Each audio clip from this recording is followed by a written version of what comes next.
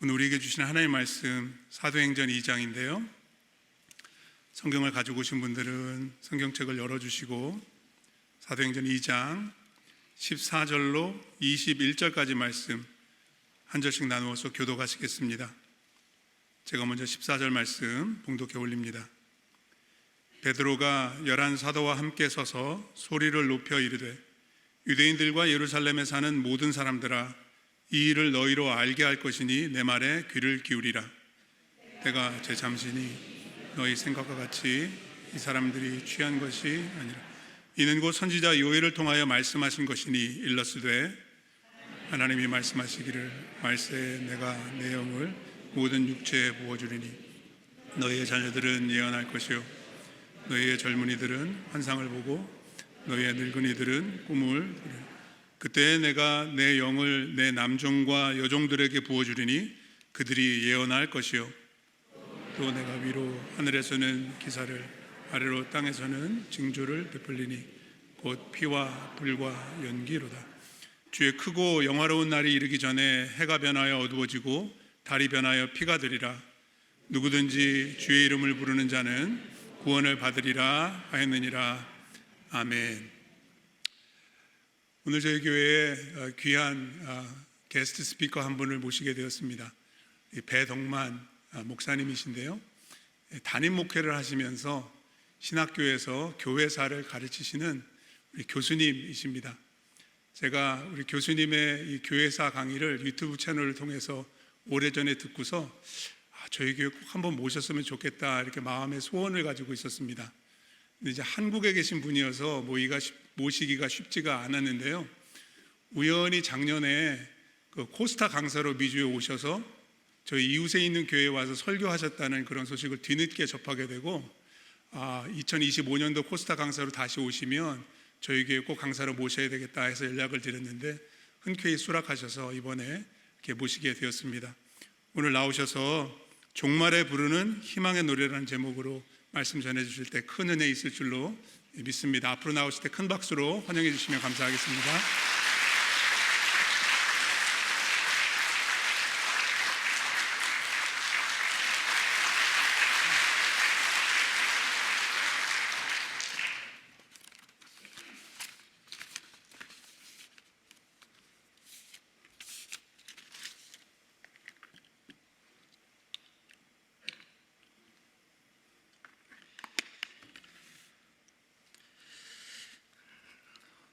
저는 요즘에 그 거룩한 곳에 서지 못할 것이 서거든 주의 종말이 가까울 줄 알라 이런 말씀을 드릴 때마다 제가 이런 강대상에 쓸 때 이게 종말의 징조가 아닌가 생각이 들기도 합니다. 제가 있어서는 안 된 자리인데 김 목사님께서 전화를 주셔서 순종하는 마음으로 왔습니다. 같이 주께서 주시는 말씀을 겸손한 마음으로 저도 여러분과 함께 받는 시간이 됐으면 좋겠습니다.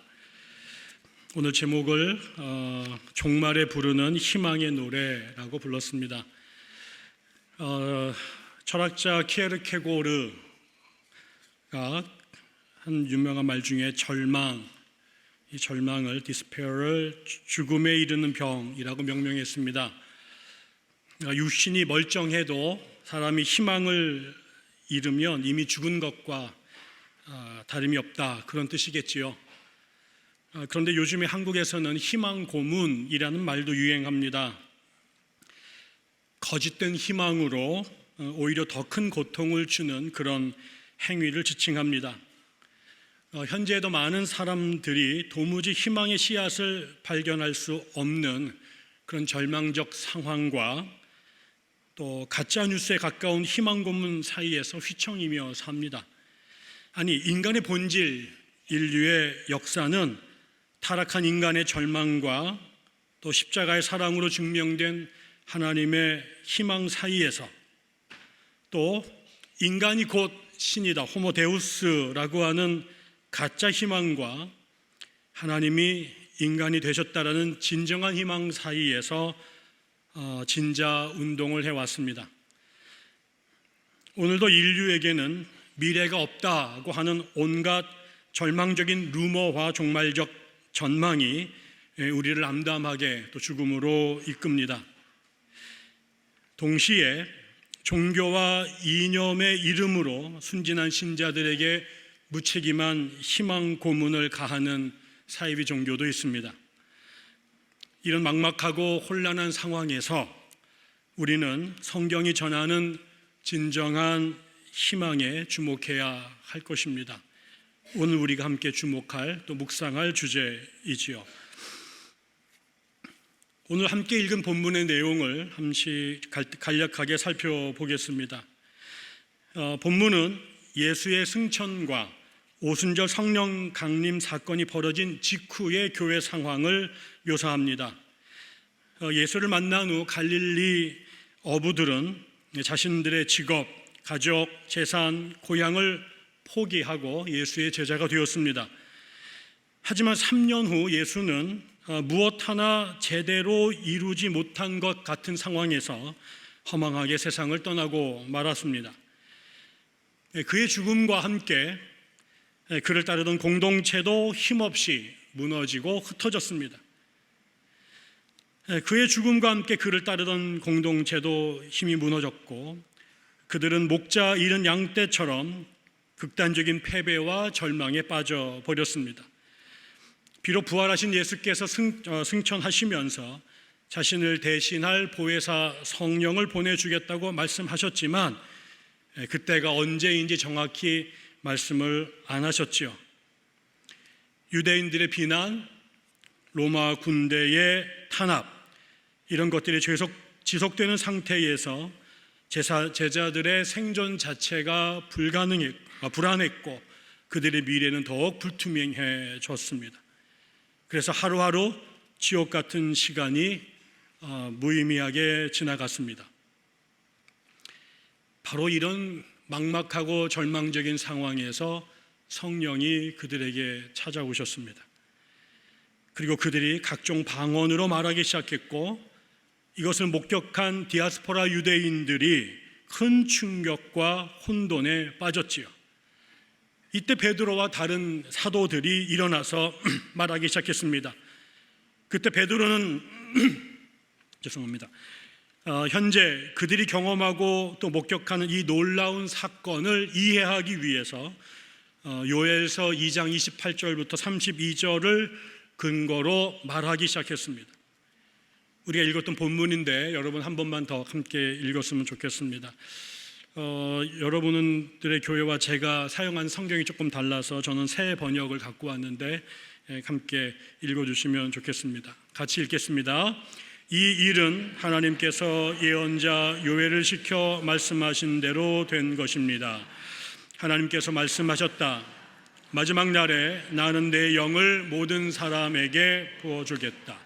아들과 딸들은 예언을 하고 젊은이들은 환상을 보고 나이 든 사람들은 꿈을 꿀 것이다. 그날에 나는 내 영을 내 남종과 여종에게 부어주겠으니 그들도 예언을 할 것이다. 또 나는 위로 하늘에서는 기이한 일을 하고 아래로 땅에서는 표적을 나타낼 것이니 그것은 곧 피와 불과 자욱한 연기다. 주의 크고 놀라운 날이 오기 전에 해는 변해서 어둠이 되고 다른 변해서 피가 될 것이다. 그러나 주의 이름을 부르는 사람은 구원을 얻을 것이다. 네, 이처럼 베드로는 현재 발생한 사건, 즉 마가의 다락방에 모인 제자들 위에 성령이 강림한 사건을 다름 아닌 요엘 선지자의 예언이 성취된 것으로 해석했습니다. 요엘에 따르면 하나님께서 마지막 날에 모든 사람에게 하나님의 영, 즉 성령을 부어주시겠다고 그리고 약속하셨습니다. 그리고 지금 마가의 다락방에 성령이 임하심으로써 그 약속이 구체적으로 실현된 것입니다. 그런데 이 설교와 관련해서 우리가 주목해야 될 몇 가지 흥미로운 부분들이 있습니다. 먼저 베드로가 당시 벌어진 성령 사건을 설명하기 위해 인용한 성경이 다름 아닌 요엘서라는 것입니다. 우리가 잘 아는 것처럼 구약 성경에는 성령에 대한 언급이 여러 곳에 자주 여러 모양으로 나타납니다. 예를 들어서 창세기는 태초에 나타난 성령의 모습을 이렇게 묘사합니다. 함께 읽을까요? 시작. 태초에 하나님이 천지를 창조하셨다. 땅이 혼돈하고 공허하며 어둠 깊음 위에 있고 하나님의 영은 물 위에 움직이고 계셨다. 천지 창조를 하늘 때 성령께서 역사하셨다라는 거죠. 다음 사무엘상에 보면 하나님의 영이 임하자 예언자들과 함께 예언하는 사울을 소개합니다. 함께 또 보겠습니다. 시작.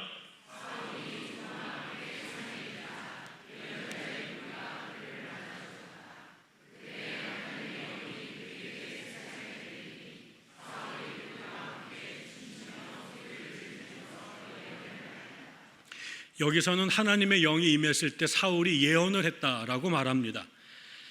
하지만 아마도 성령과 관련해서 가장 유명한 구약의 구절은 에스겔서의 한 장면이 아닐까 합니다. 에스겔은 주의 영에 이끌리어 뼈들이 가득한 골짜기에 도착했죠. 그리고 그가 하나님의 명령에 따라서 뼈들이 살아나리라고 선포하자 사방에서 생기가 몰려왔고 죽은 뼈들이 살아나서 군대가 되었습니다. 이것은 나라가 멸망하여 바벨론의 포로로 끌려온 이스라엘 백성이 하나님에 의해서 고국으로 다시 돌아갈 것을 보여준 예언입니다. 그러면서 에스겔은 이렇게 말을 이어갑니다. 시작. 내가 내 영을 너희 속에 두어서 너희가 살 수 있게 하고 너희를 너희의 땅에 데려다가 놓겠으니 그때야 비로소 너희는 나 주가 말하고 그대로 이룬 줄을 알 것이다. 나 주의 말이다. 네, 그렇다면 이렇게 성경에 나오는 성령에 대한 수많은 유명한 구절들이 있는데 왜 베드로는 그 유명한 구절들을 내버려 두고 우리에게 낯선 요엘서를 자신의 설교 본문으로 선택했을까요? 물론 저는 그 이유를 모릅니다. 하지만 당시 교회가 처했던 상황과 요엘서의 내용을 고려해 본다면 우리는 또 하나 중요하고 흥미로운 사실을 발견할 수 있게 됩니다. 즉 요엘서에서 성령의 임재를 통해 나타난 결과들이 현재 우리가 성령 운동에서 흔히 발견하는 방언이나 축기나 입신이나 신유가 아니라 예언, 환상, 꿈이란 사실이죠. 하나님께서 말씀하셨다. 마지막 날에 나는 내 영을 모든 사람들에게 부어주겠다. 아들과 딸들은 예언을 하고 젊은이들은 환상을 보고 나이 든 사람들은 꿈을 꿀 것이다. 여기에 예언, 환상, 꿈, 이것은 요엘의 예언처럼 말세에 발생한 성령 임재의 결과입니다. 동시에 이것은 방언을 통해 복음이 선포된 현장에서 공포와 충격에 휩싸인 대중을 향해 선택된 구약 본문의 핵심적인 내용이지요. 이 맥락에서 제가 다시 주목하는 것은 도대체 왜 베드로는 이 중요한 상황에서 이 구절을 선택했는가 하는 것입니다. 무엇보다 우리는 이 세 가지 현상의 공통점에 주목할 필요가 있습니다.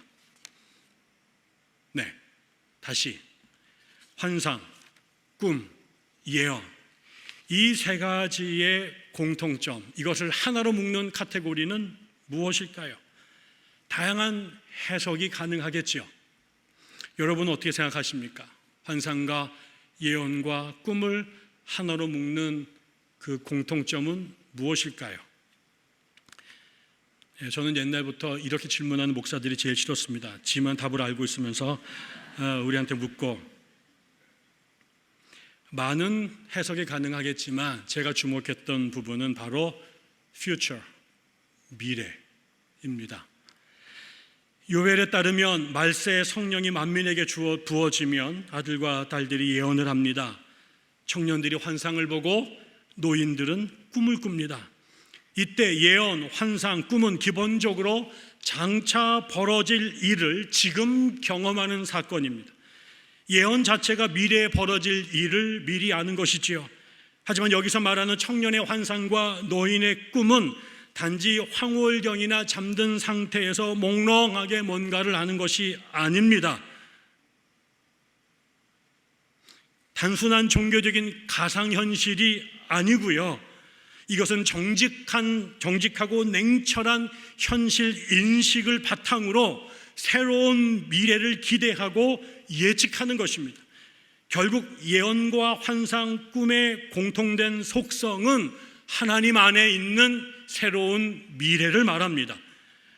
동시에 이렇게 분명한 현실 인식의 근거에서 예언하고 환상을 보고 꿈을 꾸는 것은 불행한 현실, 부정적인 오늘, 그리고 절망적인 현재에서 무력하게 삶을 포기하고 소모하는 대신 새로운 희망, 포기할 수 없는 가능성, 창조와 생명의 빛으로 다시 도약할 힘을 성령 안에서 획득하는 경이로운 하나님의 은혜입니다.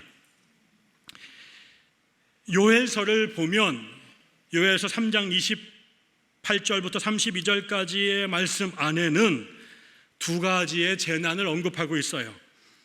하나는 메뚜기의 재앙인데 전 국민이 극심한 빈곤에 시달릴 것이다 라는 것이고, 다른 하나는 북방의 메뚜기떼로 묘사되는 북방 제국, 즉 아시리아의 침입으로 국가가 초토화되고 백성은 노예로 끌려가는 것입니다.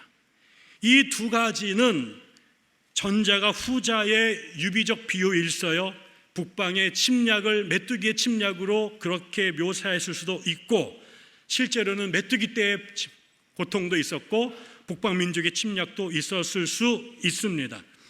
아무튼 요엘 시대에는 자연적인 재난과 민족의 군사적 순환으로 인해서 나라 전체가 절체절명의 위기에 처해 있었던 것이죠. 사방에서 비통한 탄식과 절망의 통곡이 들려오고 죽음의 그림자가 전 국토를 뒤덮었습니다. 어디를 보아도 생명의 기운은 감지할 수 없었고 희망의 심라리도 찾을 수가 없었습니다. 무조건 참고 기다리면 언젠가 극적인 반전이 돌아올 것이다 라고 하는 정치가들의 분석이나 역사학자들의 전망도 없었습니다. 바로 이런 상황에서 메뚜기 떼가 양식을 다 갉아먹고 북방 민족이 침략해서 국토가 초토화되는 그런 상황에서 요엘에게 성령이 임한 것입니다. 그래서 모두가 죽었다고 끝났다고 미래가 없다고 말하는 그 순간에 성령을 통해 이스라엘에게 선포된 말씀이 바로 예언하고 꿈을 꾸고 환상을 보는 것입니다. 비극적이고 절망적인 현실의 한복판에서 남자, 여자, 노인과 소년을 불문하고 온 이스라엘 백성이 새로운 미래를 예측하면서 흑암에서 광명을, 죽음에서 생명을, 혼돈에서 질서를 꿈꾸고 희망할 수 있게 되었다라고 하는 것입니다. 이거야말로 새로운 창조이고 진정한 구원이고 완벽한 변화입니다.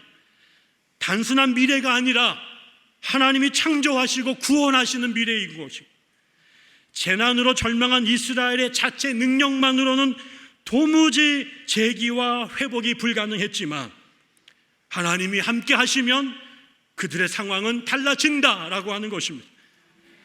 그의 영이 청년들에게 임할 때, 그래서 그들이 그 절망의 한복판에서 좌절하고 넘어지는 대신 그들이 꿈을 꾸기 시작할 때 판은 뒤집어집니다. 그의 영에 의해서 노인들이 꿈을 꾸기 시작할 때, 인간적이고 물리적으로 남은 시간은 얼마 남지 않았지만 그 작은 시간이 성령 안에서 하나님의 시간, 곧 영원으로 뒤집어지는 것입니다. 그야말로 천지가 개벽하는 것입니다. 이처럼 요엘의 예언을 검토해 보면 우리는 베드로가 왜 성령의 임재와 사역을 구술하는 구약의 다른 본물 대신 요엘을 가져왔는지를 조금은 이해할 수 있습니다.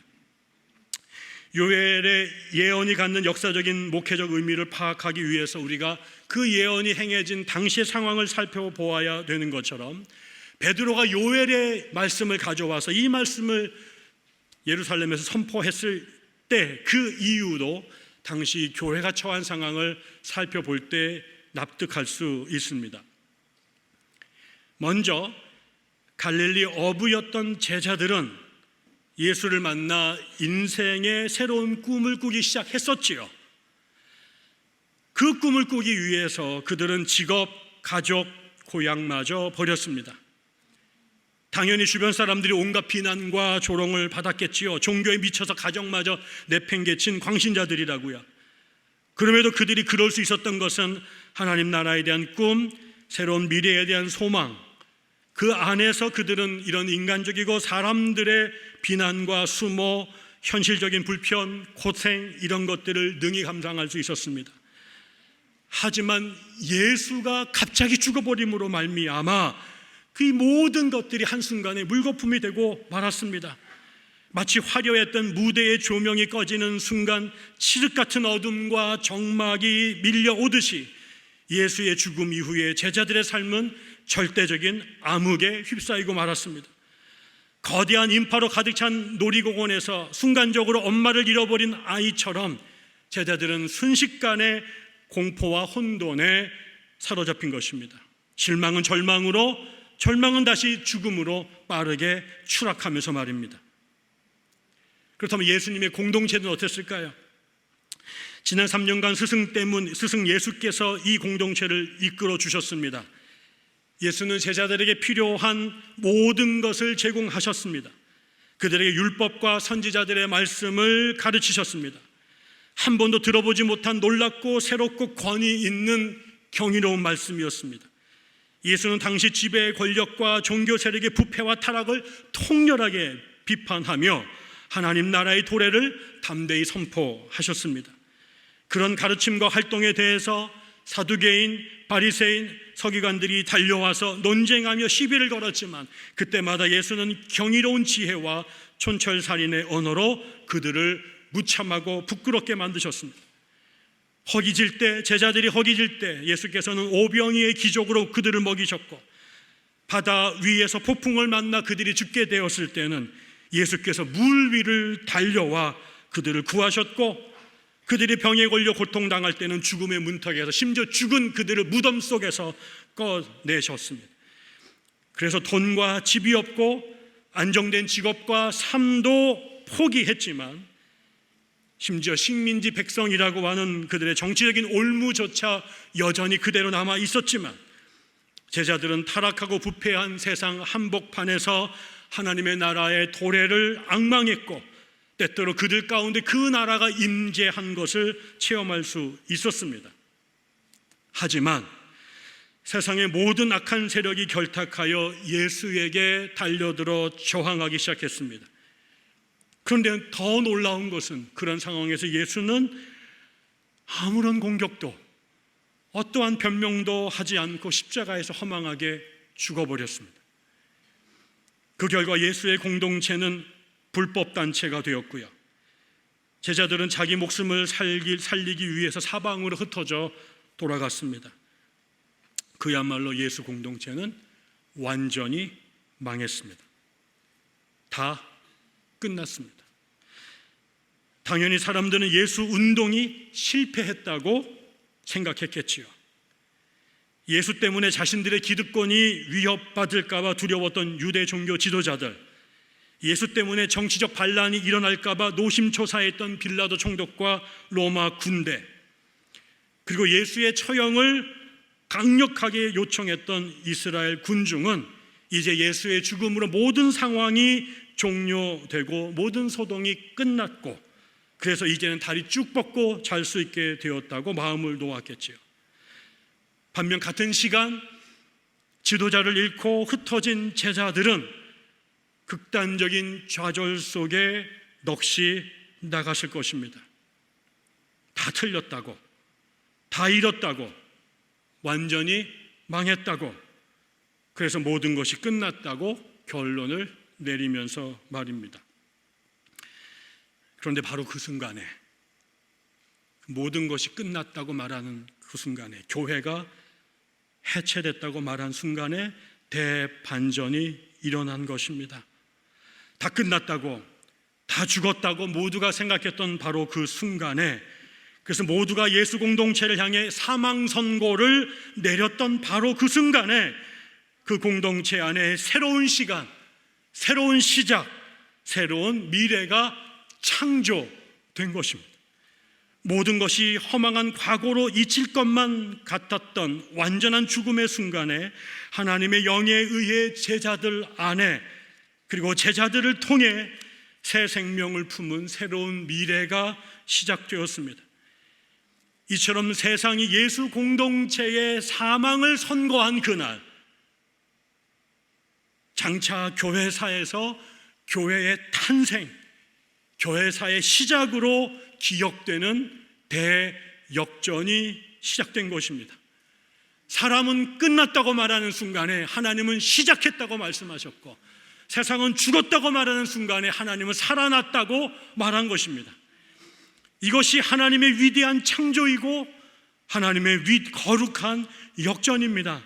이것이 우리가 성령과 교회 안에서 꿈꾸는 망한 세상에서 종말의 때에 하나님의 소망의 노래를 부를 수 있는 포기되지 않는 희망의 근거인 것이죠. 2006년 3월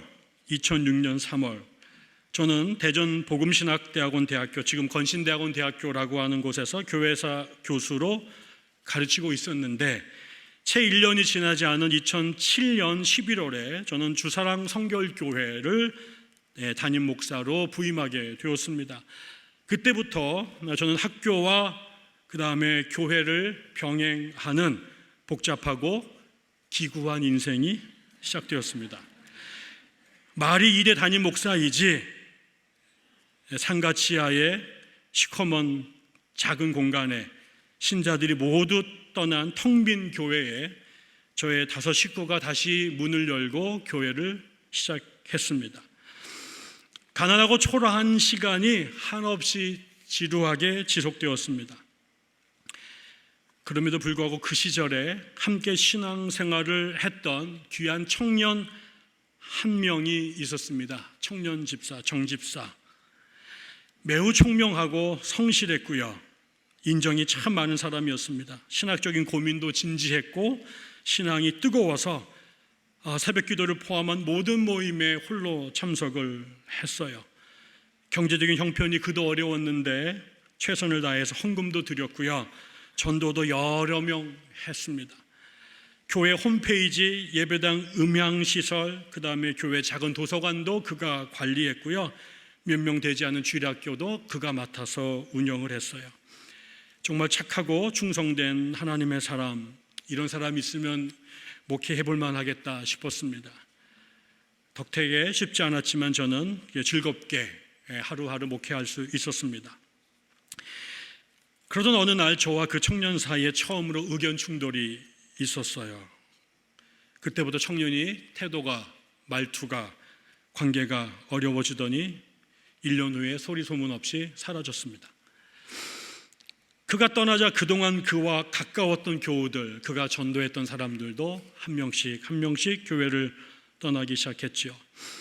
교회 개척 3년이 됐을 때 교인 수가 저희 가족을 포함해서 10명이 되었습니다. 교회 개척 3년이면 저는 최소한 그래도 내가 목회하는데 100명은 모일 것이라고 생각했고, 그런데 100명은 고사하고 그것의 10분의 1도 안 남은 것입니다.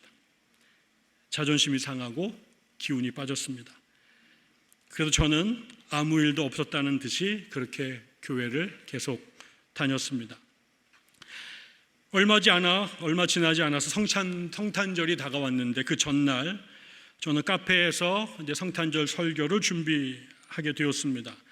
성경 본문을 읽기 시작했지만 1시간이 넘도록 말씀에 집중할 수 없었고, 말씀을 읽다가 엉뚱한 생각에 빠져서 허공을 쳐다보기를 반복했습니다.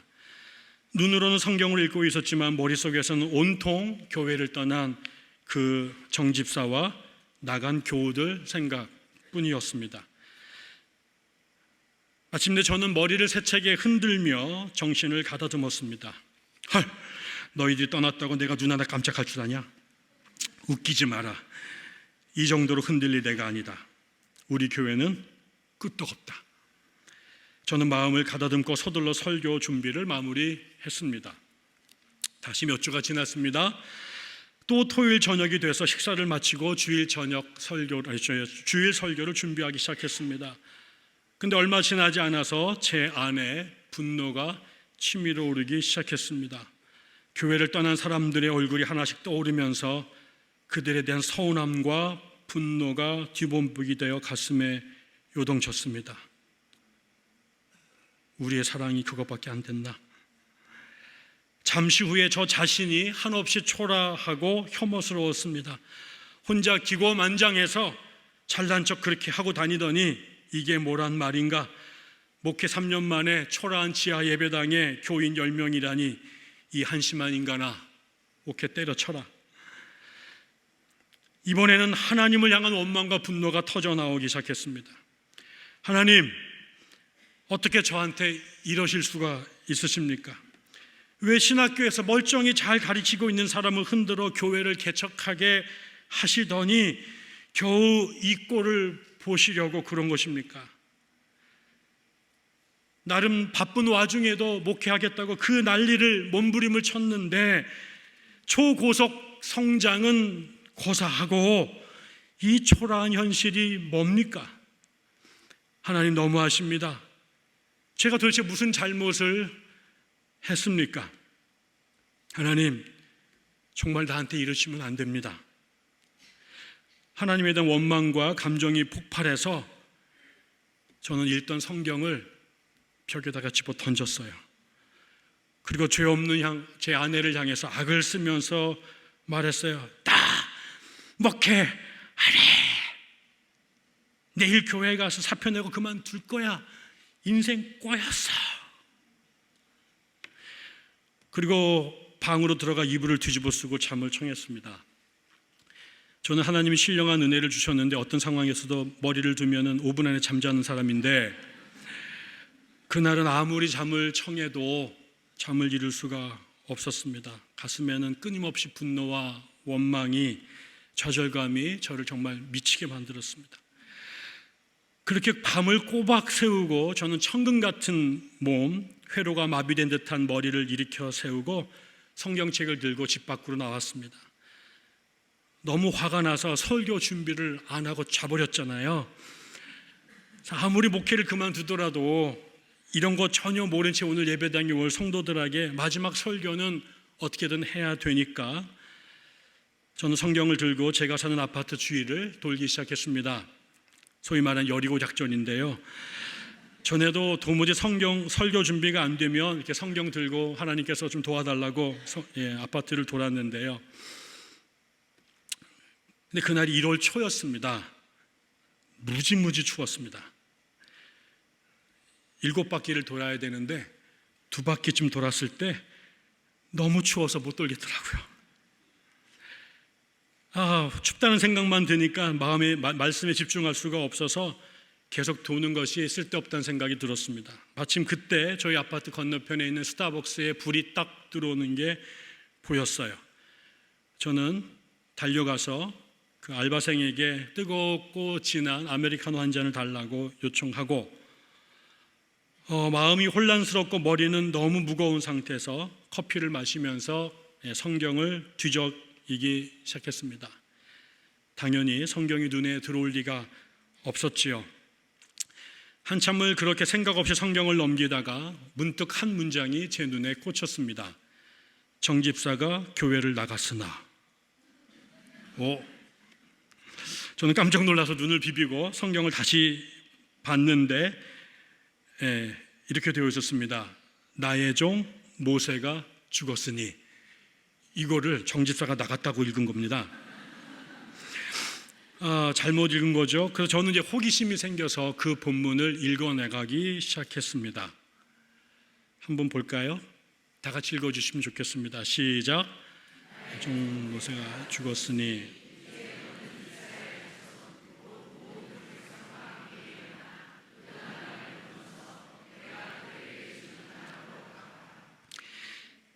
모세의 죽음으로 여호수아는 모세의 유업을 완수해야 하는 막중한 사명을 물려받았지요. 그는 평생을 모세의 부하로 살았기 때문에 지도자의 경험이 전무했습니다. 그럼에도 여호수아는 모세 같은 위대한 지도자에게 끊임없이 대들던 민족을 이끌어야 됐어요. 저는 개인적으로 모세가 이 이스라엘 백성들이 괴롭혀가지고 간암으로 죽었다고 믿고 있습니다. 그런 사람들을 이끌고 그 위대한 하나님의 사람 모세도 이루지 못한 사명, 즉 요단강을 건너 가나안을 정복해야 했던 이 일들을 여호수아가 떠맡게 된 겁니다. 여러분, 그때 여호수아의 심정이 어땠을까요? 아마 당시 저와 같지 않았을까요? 지극한 두려움 말입니다. 경험과 권위가 전혀 없던 여호수아는 모세도 감당하기 어려웠던 사람들, 모세도 이루지 못한 과업 앞에서 근심과 두려움에 전율했을 겁니다. 자연스럽고 당연한 반응이지요. 그런데 바로 그때 하나님께서 여호수아에게 나타나신 거예요. 그리고 말씀하셨어요. 내가 사는 날 동안 아무도 너의 길을 가로막지 못할 것이다. 내가 모세와 함께 하였던 것과 같이 너와 함께하며 너를 떠나지 아니하며 버리지 아니하겠다. 굳세고 용감하여라. 내가 이 백성의 조상에게 주기로 맹세한 땅을 이 백성에게 유산으로 물려줄 사람이 바로 너다. 내가 너에게 굳세고 용감하라고 명하지 않았느냐? 너는 두려워하거나 낙담하지 마라. 내가 어디로 가든지 너의 주 나 하나님이 함께 있겠다. 하나님께서 두려워하는 여호수아에게 약속의 말씀을 반복해서 주신 것입니다. 평생 그와 함께 하실 것이고 모든 적으로부터 지켜주실 것이고 약속한 땅을 주시겠다고 말입니다. 모세의 하나님이 이제 여호수아의 하나님이 되어주실 것이니 두려워하지 말고 담대하라고 말합니다. 어느 순간부터일까요? 이 말씀이 저에게 하시는 하나님의 말씀으로 들리기 시작했습니다. 덕만아, 놀라지 마라. 덕만아, 두려워하지 말라. 내가 너와 함께 있을 것이다. 내가 주사랑교회를 지킬 것이다. 담대하라. 용감하라. 담대하라. 용감하라. 담대하라. 용감하라. 마치 하나님께서 거대한 스피커를 제 귀에 대고 가장 크고 분명한 목소리로 말씀하시는 것 같았습니다. 제 눈에서 눈물이 쏟아지기 시작했습니다. 온몸이 부들부들 떨려왔습니다. 눈물이 쏟아지는 눈으로 저는 계속 말씀을 읽었습니다. 오직 너는 크게 용기를 내어 나의 종 모세가 너에게 지시한 모든 율법을 다 지키고 오른쪽으로나 왼쪽으로나 치우치지 않도록 하여라. 그러면 내가 어디를 가든지 성공할 것이다. 이 율법책의 말씀을 늘 읽고 밤낮으로 그것을 공부하여 이 율법책에 적힌 대로 모든 것을 성심껏 실천하여라. 그리하면 내가 가는 길이 순조로울 것이며 내가 성공할 것이다. 이 구절을 반복해서 읽고 또 읽고 또 읽고 또 읽으면서 제 가슴은 터질 것 같았습니다. 그동안 제가 하나님이 아니라 사람을 의지했다는 사실을 절절하게 깨달았습니다. 겉으로는 하나님을 위해 하나님 때문에 하나님의 은혜로 목회한다고 쉬지 않고 떠들어댔지만 사실은 교회를 떠난 그 청년 집사 한 사람을 그들이 데리고 온 몇몇의 교인들의 돈을 의지하며 목회했던 것이었지요. 그러니 청년이 떠나자 마치 목회의 생명이 끝난 것처럼 낙담하고 넋을 놓았던 것입니다. 겉으로는 태연하고 당당한 척했지만 원점으로 돌아간 목회 앞에서 두렵고 낙담하여 벌벌 떨고 있었던 것입니다. 완전히 길을 잃고 의욕을 잃은 채 처참하게 무너져 버렸던 것이지요.